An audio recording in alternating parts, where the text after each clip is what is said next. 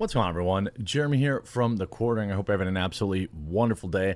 Lots of interesting news as the writer's strike now reaches, I don't know, its millionth month or something like that.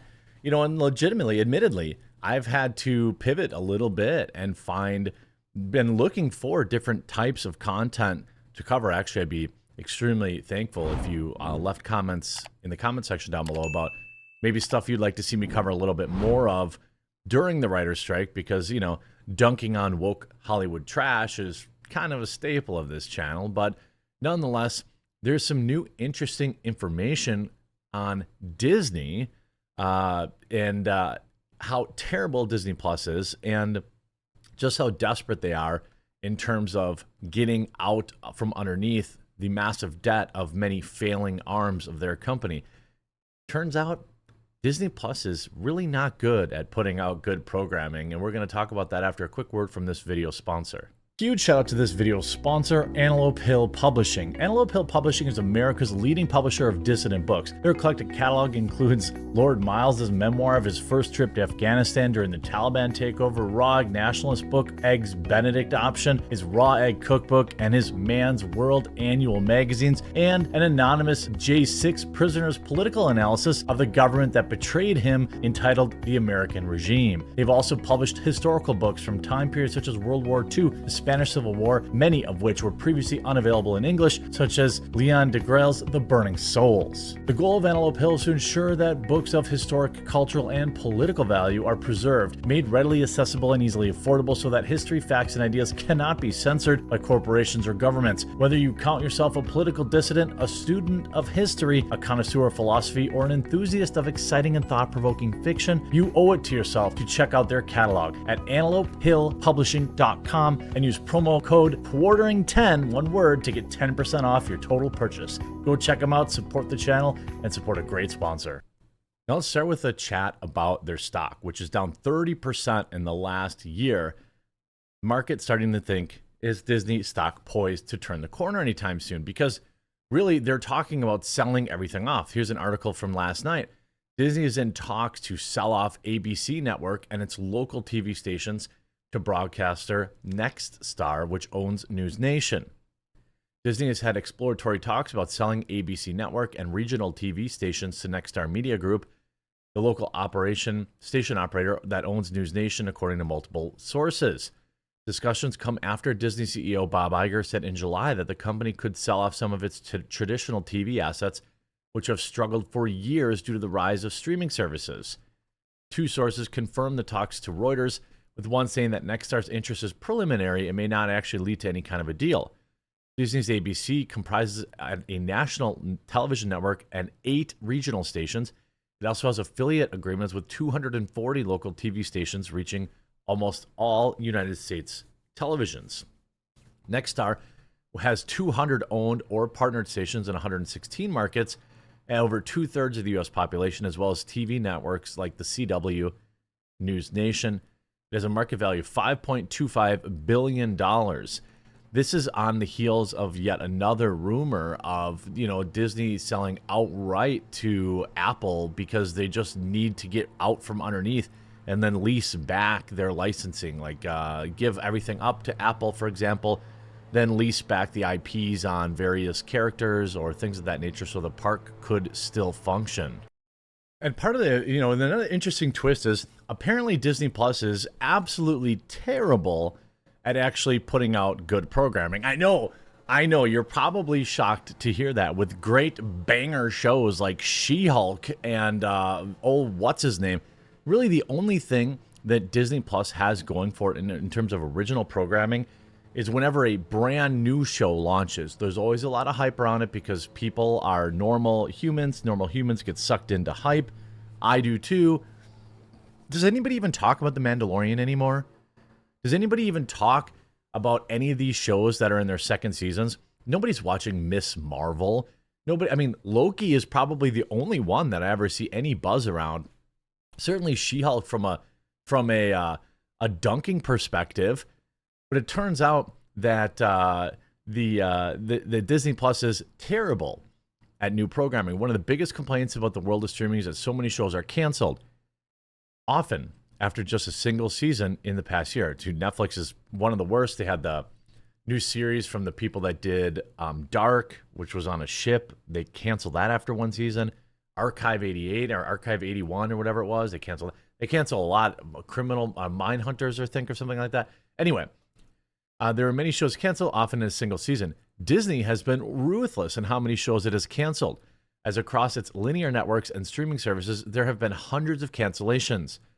Well, cancellations aren't anything new since they're happening ever since television was created, but in the past few years, we've seen cancellations become more and more common. Well, ultimately, the reason a show gets canceled is either the star of the show has a political opinion that is non-mainstream, a la Tim Allen being mildly conservative, or you have a show that's not making money or not making enough money. They're not just canceling successful shows. So if a show gets canceled, it's either politically motivated, which has happened, not nearly as often, but it has happened, like with Tim Allen, or the show sucks and nobody's watching it. When you are tripling, quadrupling the industry standard at failure, you've got systemic issues.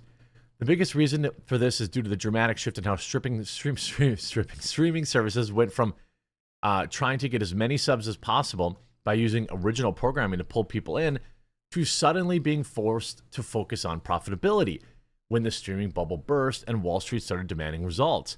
Disney and Warner Brothers Discovery have been hitting their cancellation buttons much more than any other platform, mainly due to them having to sort out the financial mess of the mergers.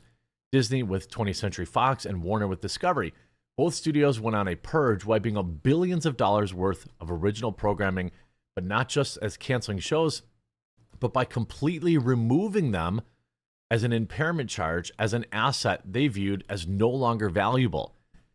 Back in May, Disney removed and canceled many original shows, including Big Shot, Willow, The Mighty Ducks Game Changers, The Mysterious Benedict Story, in addition to dozens more. And more cancellations have been continued through the summer, including most recently Doogie Camalola MD. What?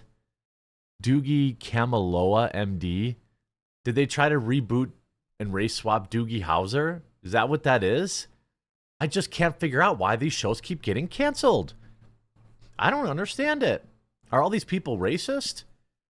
According to new data released by Variety, Disney comes out as the worst, one of the worst studios for cancellations, beating out Netflix and even HBO Max. The data coverage shows scripted and unscripted over the last couple of years. So if we look at streaming overall, has a cancellation rate of 12.2%. Linear TV about 10.8%.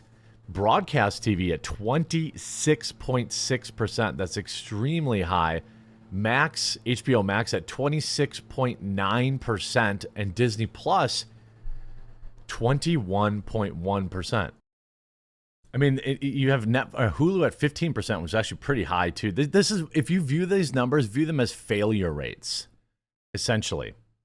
When you consider that many broadcast and linear cancellations come from the same traditional studios like Warner Bros., Paramount, and Disney, the actual cancellation numbers for these studios are going to be much worse. Plus, if you combine Hulu and Disney Plus together, since they're the same company, which is how Disney Plus operates outside the United States, it has a combined platform, has a 36.3% failure rate. Nearly 40% of shows canceled on Disney and Hulu Plus. Nearly 40% of shows fail.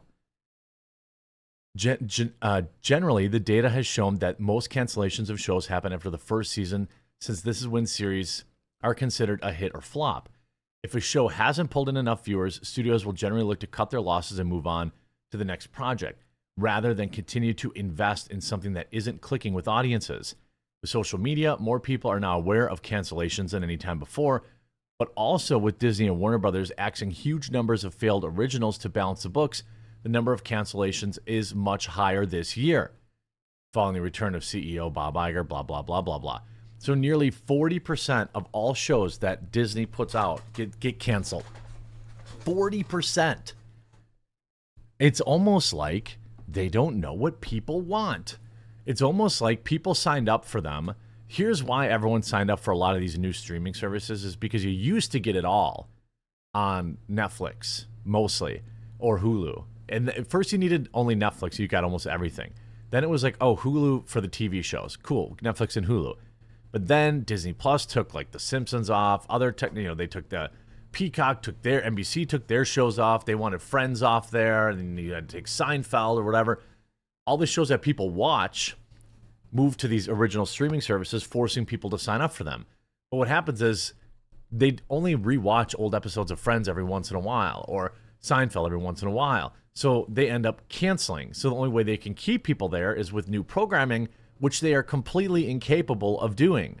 I, for one, am not shocked whatsoever if you've taken a look inside of any of these weirdo writers' rooms, and it couldn't be happening to a better company. I'm happy to have reduced amount of content with, if that means there's less politically and ideologically propagandistic content streaming out of Disney. Hope you enjoyed this video. If you did, make sure you leave a like down below. And if you haven't yet, please do subscribe, and we'll talk to you again real soon.